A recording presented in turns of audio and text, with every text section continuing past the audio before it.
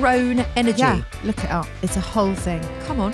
No, that's it. It's the vibe. It's like after menopause, you're in your like crone era, and it's like the answer is no, and that's the end of it, and there's no discussion around it. A big thank you to everybody. We have been inundated. We have been absolutely, completely blown away and humbled by all of the feedback. I do understand how friendships may begin and also end in this phase of life, because it is a bit particular. And as you're noticing in your non-crone energy era, you have no tolerance for stuff that you may have tolerated 7 years ago. Like none. Right.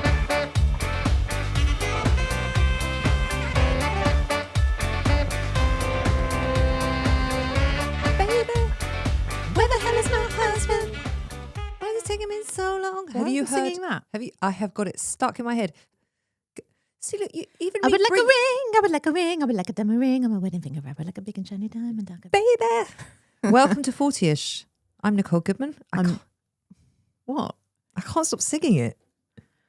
I'm Laura Mishkon. This is the podcast where we tackle the chaos of 40-something life each and every week, twice weekly. In fact, we dive into the news, your stories, your dilemmas, your rants, your tales of midlife woe, or midlife joy, or midlife whatever the hell you want. And I'm just out here singing Ray.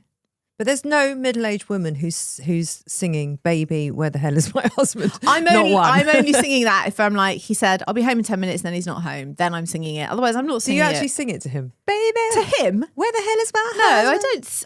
I tend not to sing to him. He doesn't like my singing. No one in the house likes my singing. No one in the house? No one. I would assume that other people out of the house do like your singing. No one likes it. No one likes your singing.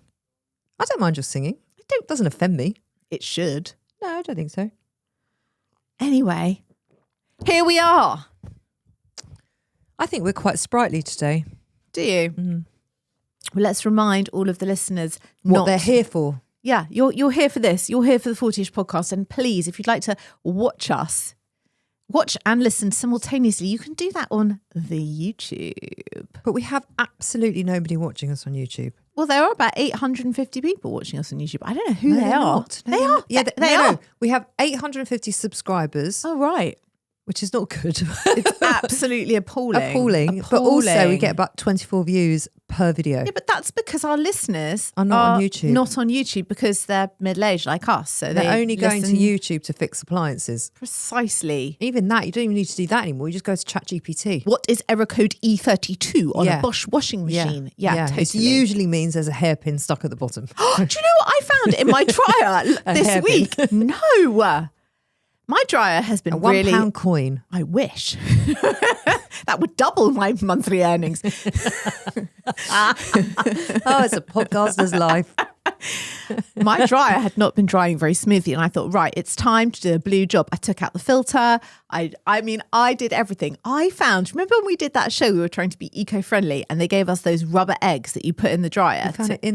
I found it in the filter. It had worked its way through the dryer. They're not small. No, they're the size of an egg.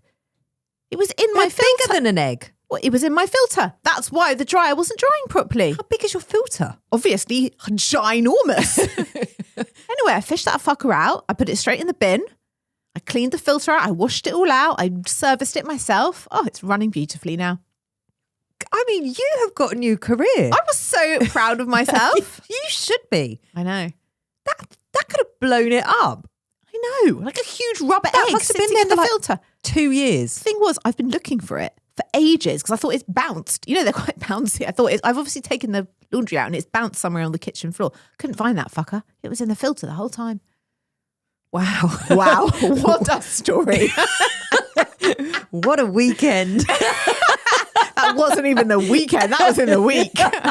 What? It is just wild from here on in. I don't even know what to do with that story. But all I know is that Schmocko over here listened to it. I was like hanging on every word. What am I doing? You quite enjoyed it. Don't even lie.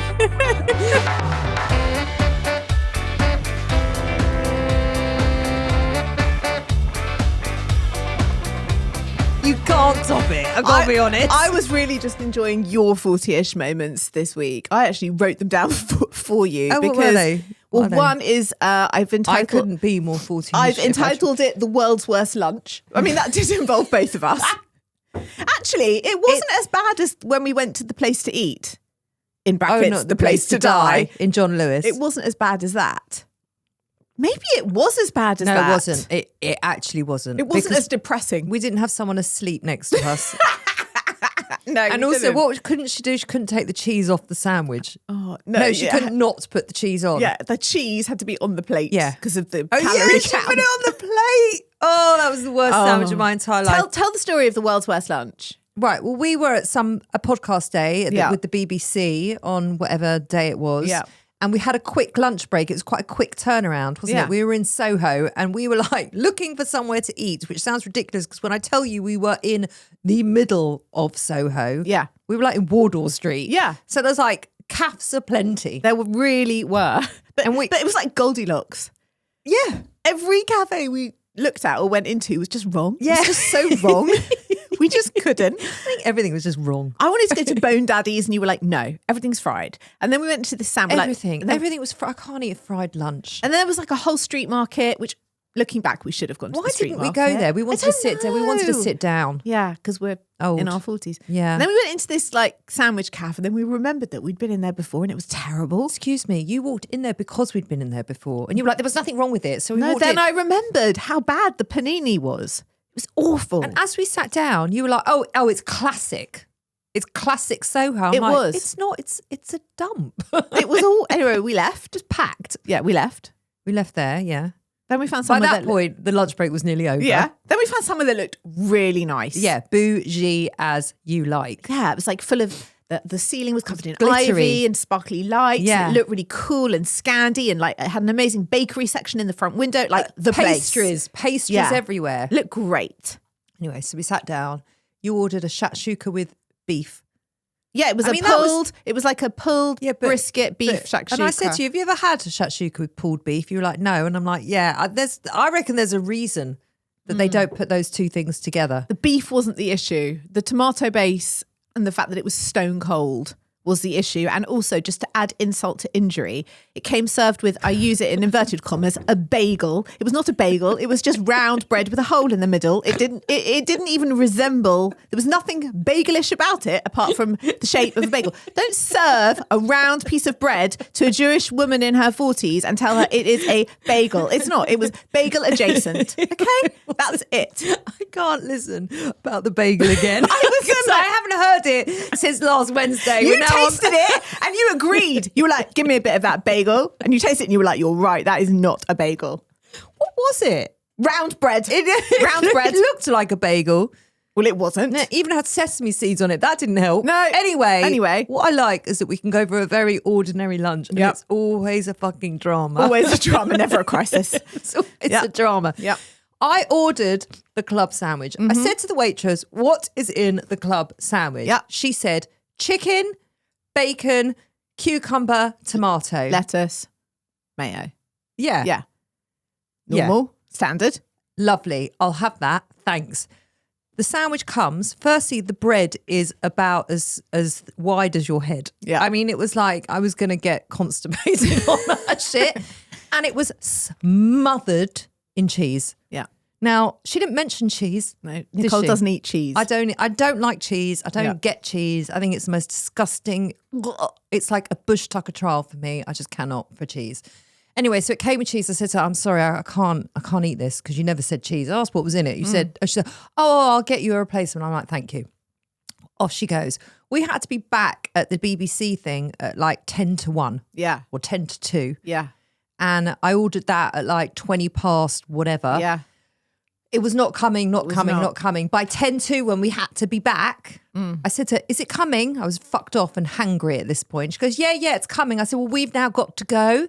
So she goes, oh, do you want me to pack it up for takeaway? Yeah, fine. So they packed it up. It was total style over substance, wasn't it? Terrible. Anyway, so I opened the sandwich because I'm starving and we're paying. And I open it and it's just like smothered in mayo and fried chicken. It was the worst. It was just the saddest sandwich. It wasn't as sad as the one in John Lewis. No, it wasn't as sad as that one. That definitely wins. But it was shit. Okay. But it was also, I don't want fried and it chicken. was really expensive. It was £18. Yeah. £18. Yeah. So I said to her, it's fried chicken. I didn't know it was fried chicken. Oh, yeah, it's fried chicken. I'm like, well, I don't want to eat fried chicken. I said, I'm not eating it. I don't want it. And I pushed it over to her and I said, you could take it off the bill. And she went to say something. And I said to her, I can't be clearer. I'm not eating it and I'm not paying for it. And she literally just took it off the bill. She did. And you know what I thought in that moment? I thought, menopause is great. Menopause is great. I'm taking absolutely no prisoners. No, none. There is a phrase for it. I'm not going to say it because you'll hate it, but there is like a phrase for it. No. I'm not going to say it to you. Go on, say it. No. I want to know. It's called crone energy. Oh, that's not nice. It's not nice, but it's factual. No. Crone energy. Yeah, look it up. It's a whole thing. Come on. No, that's it. It's the vibe. It's like after menopause, you're in your like crone era, and it's like the answer is no, and that's the end of it, and there's no discussion around it. And also, I give zero fucks. Yes. Yeah. Yes. Well, you're there. I don't want to be called a crone though. No, I wasn't calling you because one. crone's like in my mind. That's like someone who's Old witch. yeah, and very wrinkly. Yeah. And also wears black. Like they're in mourning all the time. Like I've got my lip gloss on, my hair is blow dried. Like I don't look like a crone. Crone energy, not crone style. I don't want to be a crone energy. We need to rename that. We can rename it. We have a platform. Let's rename this. Okay, we'll rename it. Not now, but we will. Oh. Let people write in. Okay. Rename crone energy for us, please. Yeah. It's got to be something cooler. It's a bit sexier. Much sexier. Sex it up. But also like zero fucks given. After this sandwich and after the BBC, and it was a great day. We had a great day, didn't we? Yeah, we did. We learnt loads. We met loads. It was great. We went into Wolf and Badger. Love a bit of Wolf and Badger. Who doesn't love a bit of Wolf and Badger? And Lauren bought herself a necklace saying... Zero fucks. It actually says zero fucks. She's On wearing like it today. a pill. And Lauren wanted me to get one so we could have like friendship necklaces, which is very cute. Yeah. But I was like, post sandwich, I feel like the zero fucks is just written all over me. It is.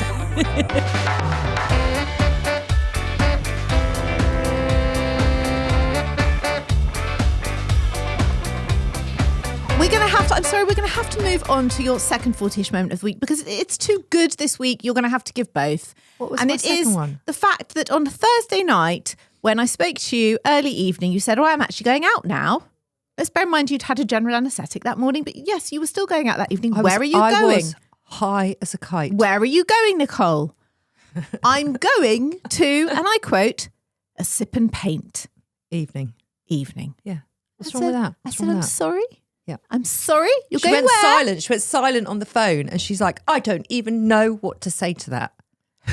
Firstly, you don't paint and you don't often sip. So what were you doing?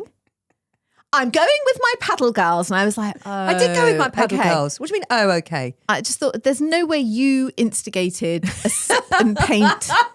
If I said to you, would you want to go to a sip and paint evening? Which let's be honest, it's a bit more on brand for me. Much I definitely more. sip. Oh, you feeling left out? No, you come. it's fine. It's fine. I don't paint, but I did art and history of art A level. I'm quite arty. Oh, yeah, I didn't know that about you. Yeah, I'm quite arty.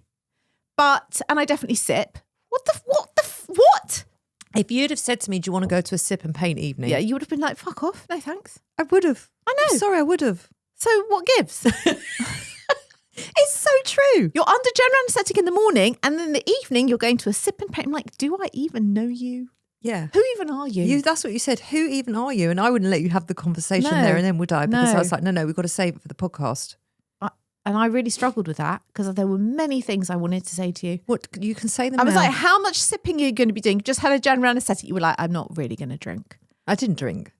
Isn't the point that you get pissed and paint? Well, let me tell you something. The woman that was running it, Yeah. yes, that was definitely the point for her. Oh my God, she was hammered. Were you painting nudes or still life? No. Life drawing or still life? No, neither. What were you painting? Like geometric shapes. I'll show you if you want. Yeah. Oh, yeah. I want to see. There was a photo on my Instagram of all my paddle girls. Did you not see it? Yes, but I didn't know that was at the sip and paint. Did you enjoy yourself? We had such a nice evening. But as it turns out, I was still quite out of it. Really? Yeah. Funny that. And I was coming out with a whole load of like very profound stuff. And at one point, Chanel said, Nicole, is everything okay? Like, what is going on with you? Because you're saying things that you don't normally say. And I said to her, Chanel, I'm high. She's like, oh, okay. Yeah. I was a bit like, I went into the whole art therapy thing because we'd done a we show did on art art therapy therapy, and yeah. how good it is for you and why it's good for you. And every time someone said something, I went into like the whole meaning behind everything. And Oh, you were in full Dalai Lama mode. I was Dalai Lamaing the shit out of myself. Wow. Yeah, at Sip I and am Paint. sorry I missed out on that. 'Cause that No, you're actually not. does sound like fun. No, you're not. No, I am. That No, you're actually not. does sound fun. No, I don't think it was, well, it wasn't, I was like lecturing everybody all night. Were you? No, they were having fun. They were into it. They were into Profound Me.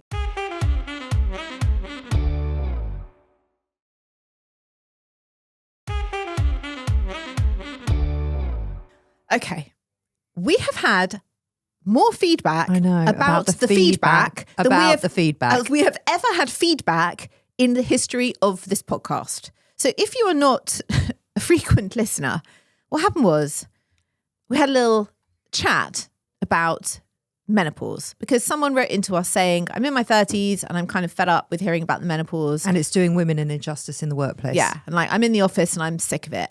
And it's making women look pathetic. And then someone wrote into us to say, and we had a chat about it, and then a listener wrote in to say to us, Well, we had a chat about it, but we were quite outraged about it. And Yeah. we were explained why, as post and perimenopausal women, we feel it is so important to keep talking about it.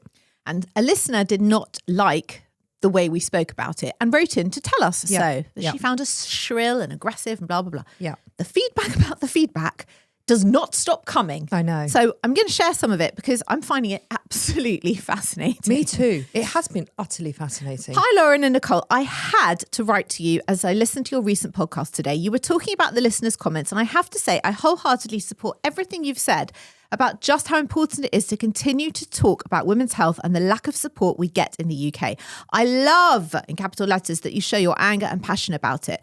Not enough of us get angry or shocked. And if we continue to be passive and accept the status quo, we can wave goodbye to any form of positive change for women now and those who follow in our footsteps. So hell yes to showing our emotions and to you both for speaking up about it. I'm in my early 30s, so the menopause is not part of my life yet. But my gosh, your show is so valuable and I've learned so much that when it does come, I will be prepared. Sadly, the women in my family completely shut down when I asked them about this topic or their experience. Who knows how many other women don't have the language, confidence, or self-trust to speak up and get help, let alone their loved ones, and therefore push through being completely forgotten in the system and suffer in silence. This episode really touched me, and I'm grateful that you brought it to today's episode. Love the show, love the banter, Elle. Wow. Thank you, Elle.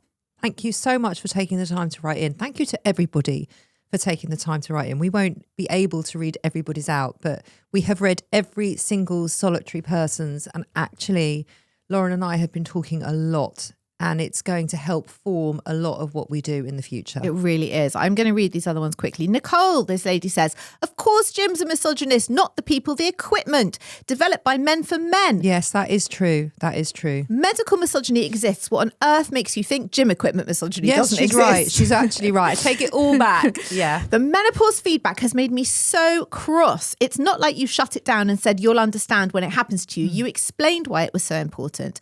As someone who was let down in perimenopause for 9 years, Wow. I find it so strange that women who are facing this, hormone depletion is inevitable, there is no avoiding it, and you want to live a long life, are being so negative about other women trying to make the journey, horrible word, but can't think of a better one, easier for them. Misogyny from women towards other women is the worst. Yes. Okay, she says, I'm going to shake this off and get on with my day, enabled by HRT. I genuinely feel I wouldn't be able to function normally without it. So whoever she is, we need to be friends because, yes, I am totally with you. And you are right about the gym. I never really saw it from that perspective. But yes, of course it's real. And we had one from Talia who says, Dear Lauren and Nicole, I've just listened to your show. I was so saddened to hear the negative feedback from your listener.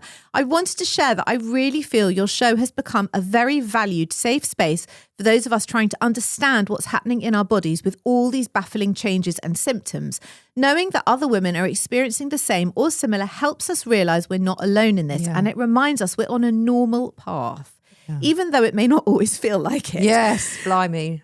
Yeah. I wanted to say thank you for bringing the show to your listeners with raw honesty and humour. It's a rare thing these days. Thank you for the giggles. Keep doing what you're doing. It's so important. Oh, thank you. Thank you, Talia. Like big heart emoji there. Thank you. And honestly, I know I just said it before, but a big thank you to everybody. We have been inundated. We have been absolutely, completely blown away and humbled by all of the feedback and all of the reaction. And we're listening and we're taking it on board, and we know that you want more of this content, so we are going to be bringing it. Yes, we are.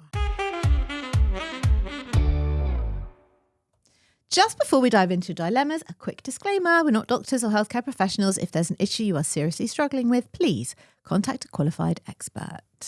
Interrupting this episode very quickly to say that if you are loving 40ish, please could you subscribe and share it with a friend.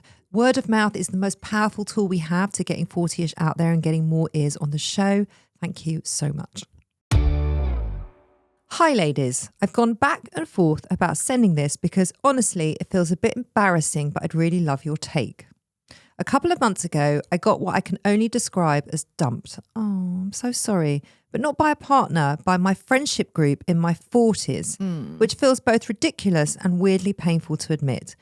We were one of those groups, always laughing, going out, having the best time. I genuinely thought everything was great. Then, out of nowhere, something shifted.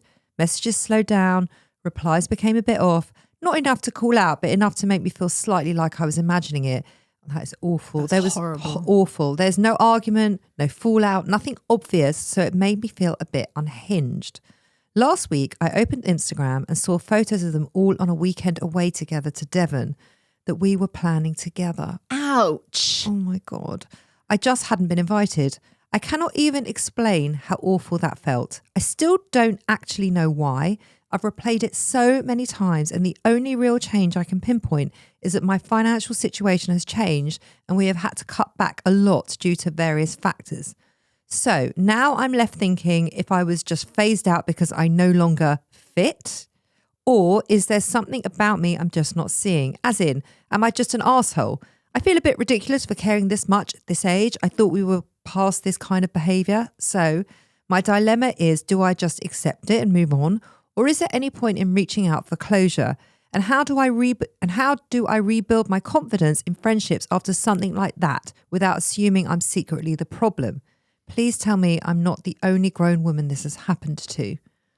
Oh my God, this is awful. You are not the only person this has happened to, because I am seeing this everywhere. Are you? Everywhere. It's like become this big conversation about friendships in your 40s. And I don't know why it's suddenly a thing. But as this came in, there was a Substack that was written quite a few weeks ago by a woman called Annie Scott. This happened to her. And she has written, she wrote a Substack called My Friend Group Dumped Me. Let's talk about the rise of middle-aged mean girls. Oh my God. And she had so much response about middle-aged mean girls. She ended up writing another Substack about this subject because people had just flooded her with like, yes, this totally happened to me. This is a thing. Dreadful. Like, I've heard of this. It's very prevalent in 13-year-olds, 14-year-olds, like years 7, 8, 9, sometimes even years 10. And I've seen it happen with both my girls and around them, and with my peers' children as well. I've seen a lot of it. And it is horrific for it to happen at the age of like 14. It's awful at that age. Yeah, of course. And for it to happen now in your late 40s or your mid 40s as an adult, I can't even imagine how painful and awful that must be. Yeah. And also Mel Robbins has been talking about it. Not so much middle-aged mean girls, but something called the 7-year shed. Have you heard about this? No. Okay, get worried, because we've been friends for 6 years. 6.5 years. What do you mean get worried? Well, I got worried when I read about this, okay? Research shows we replace half of our friends every 7 years. according to one of the country's leading experts on female friendship. Can I just tell you before you carry on that my friends I have been friends with forever. Well, me too, but don't you also have some new friends? And don't you? Yes, also... you're my new friend. Yeah, I know. But don't you also have some friends that you did have that you don't have anymore? Fuck yes, because they were arseholes. There is a natural pruning that happens in your life. Don't feel weird if you are getting rid of or making new friends in your 40s. Research says if a friendship lasts for 7 years, it will most likely last your entire life. Because in 7 years, you don't just see the best parts of friendship, you see the worst parts. Yes, that's true. You go through many ups and downs and you get to live a different life with that friend. Your friend will also have seen the worst parts of you and you will have seen the worst parts of them. And despite this, you still want to be their friend. Yes, I think that is actually true. The 7-year cycle of it. Because you can't really know somebody in 2 years because you haven't lived enough life together in those 2 years. No. And it could have been a really easy, breezy, nothing really goes on 2 years. Yeah. Yeah. But then you get to our age and it all goes down. It doesn't all go down. No, I mean everything's going down. Stuff is going down.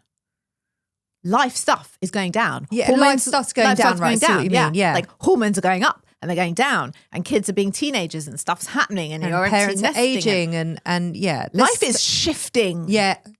Fuck yes. So I do understand how friendships may begin and also end in this phase of life because it is a bit particular. And as you're noticing in your non-crone energy era, you have no tolerance for stuff that you may have tolerated 7 years ago. Like none. Right. Like none. And it has felt very, like I've always been quite boundaried anyway, but it has felt this feeling of not having tolerance. And there's better language around it because that doesn't feel quite right because I don't feel like it's a patience thing or a tolerance thing. It's like I just can't put up with the things that I've been putting up with. I just can't anymore. Again, I haven't got the language yet and I'll figure it out.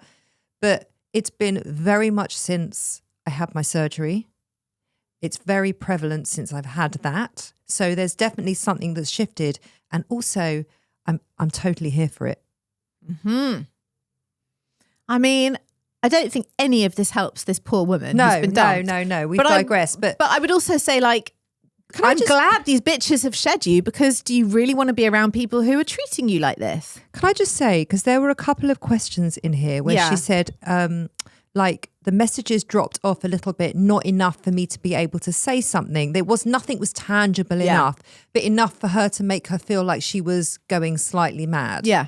And I kind of just want to speak to that bit because that's really hard. And also, if you're noticing a shift, there's a shift. Yeah. Right? And whether someone is choosing to admit it or be open about it, it doesn't make it any less true because it's a shift for you. Yeah. So I just want to acknowledge that. And also those things can make you feel unhinged because you start gaslighting yourself. Yeah. Did I do something? Did I say something the other week? Am I? Yeah. Yeah. Yeah. And so there's a lot of gaslighting behavior that's surrounding her, which is going to make her feel dreadful, awful, probably very anxious. Like she said, unhinged.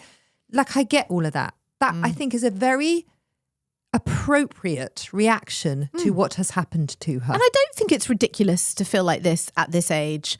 You're still a human being and it's a horrible feeling to feel like people don't like you and don't want to be friends with you at any age. I would be absolutely devastated. I mean, my mum had a falling out with a friend in her 70s and that wasn't any less upsetting than if you'd been in your 30s. No. You know? If you and I had a falling out, but this is a group thing. Yeah. It's group mentality, so it's different, right? And really painful because it's like you're being ostracized by the whole group. And also that whole group has spoken about it because there's no way they haven't all had a conversation about the fact that she's now not coming to Devon. Horrible. That's horrible. And why is she not coming? Because her financial situation's changed and they wanted to stay at a nicer hotel. What is it? What is that?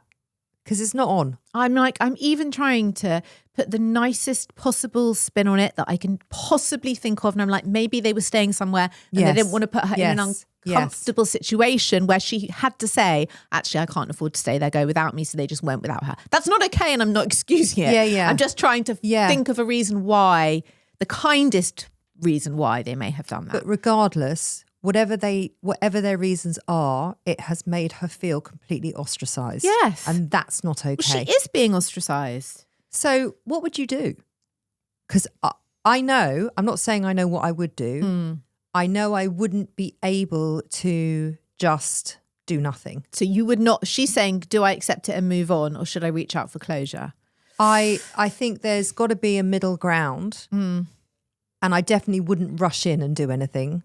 I would think about it. I would calm down. I would get into a space where I'm not quite as upset about it, and then try and have a conversation with the person that feels closest to me. I was going to say the same thing, like of that group, who's the woman in it that you feel you have the best and closest relationship with? And do you think you could talk to her about it, not immediately, but have a conversation with her alone about it and just ask whatever you want to ask? But also that woman has also betrayed her Yes. as well. So there's that in the space. Yes. So you have to, and you're going to have to be very clear about, I actually want you to be really honest, because this has made me feel so upset and so awful. I need to have a really uncomfortable, honest conversation with you. I mean, that is not an easy thing to do. And you're going to hear things you might not want to hear. I really feel for her, actually. And as for rebuilding your confidence in friendships, I mean, seriously, what hard. would you do? I would be so hurt. So would I. And I think I would also feel a real element of embarrassment that I'd been excluded and then I'd found out, because also it must have occurred to them that if they're putting photos on Instagram, you're going to see them, right? Everything. And that feels really has cruel. been thought through. That feels cruel. Yeah. And quite deliberate. Yeah. Unless she's done something that she's just not aware of. But then tell her. But what could she have done that is so bad that they've completely dropped her? I don't know. But one of them should have said to her, if that's the case, that wasn't cool. We're not into that. But I don't know. It's the group herd mentality. That's what's so painful about it. Because if it's one person, you can be like, okay, whatever. Yeah. She's nuts. We're not friends. Yeah. Okay. Or we've gone our separate ways. Painful, we don't have anything in common. We'll move on. Yeah. But with the whole group, the group mentality. Hard. Community is hard. And it's hard to navigate. Yeah. Especially when it turns against you. Yeah. I'm not sure if any of that is helpful, but I am sending you the biggest hug, and I am so sorry that this has happened to you.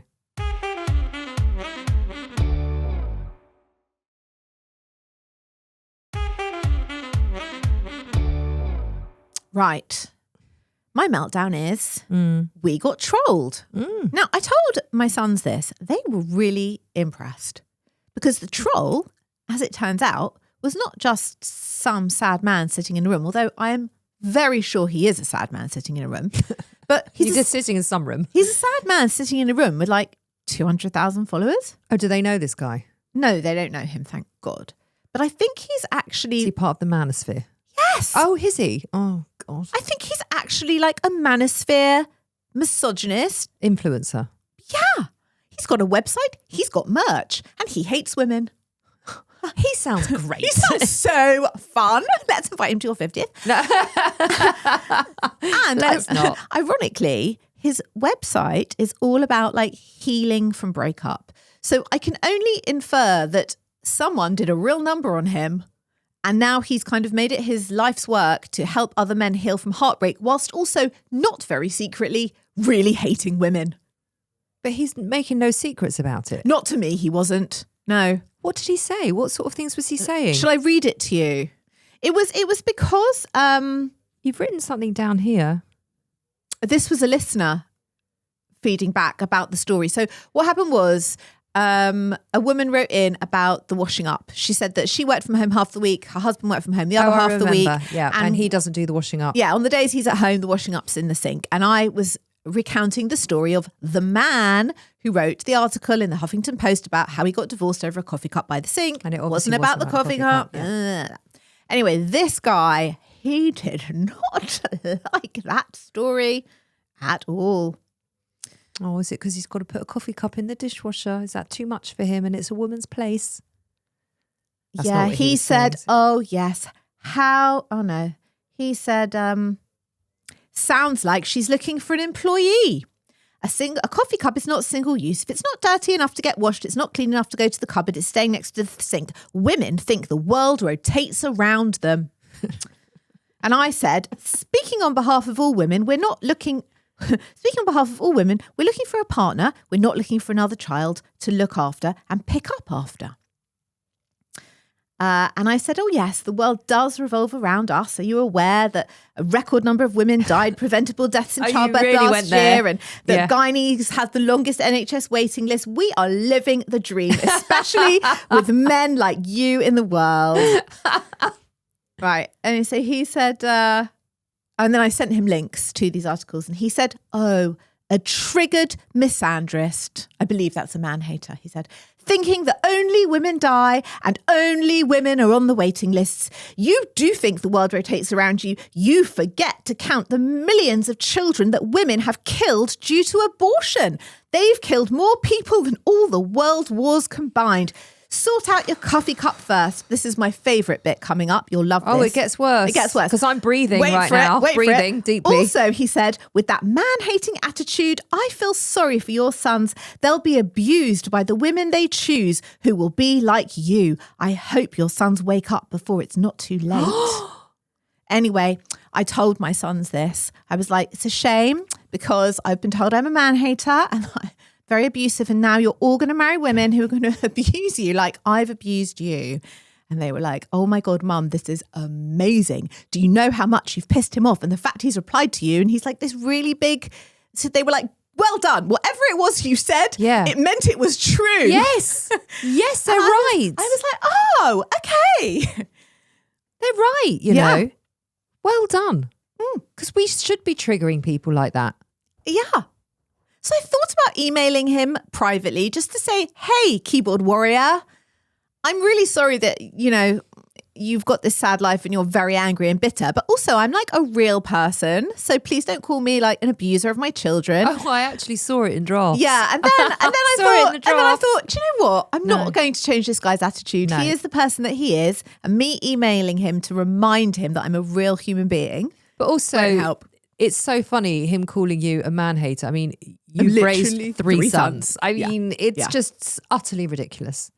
The whole thing. And why is he bringing abortion into it? It's got nothing to do with it. I think just because generally he hates women. I know, but it's awful. Mine is a little lighter, sort of. Yeah. Actually, maybe not. Oh, what is it? When I had my procedure the other day. Yes. In the crone energy era, we've got to change that. Yeah, okay. ASAP. Yeah. Because I feel like I need to use it a lot. Yeah. So listeners, please, if you have another better word, please just bring it.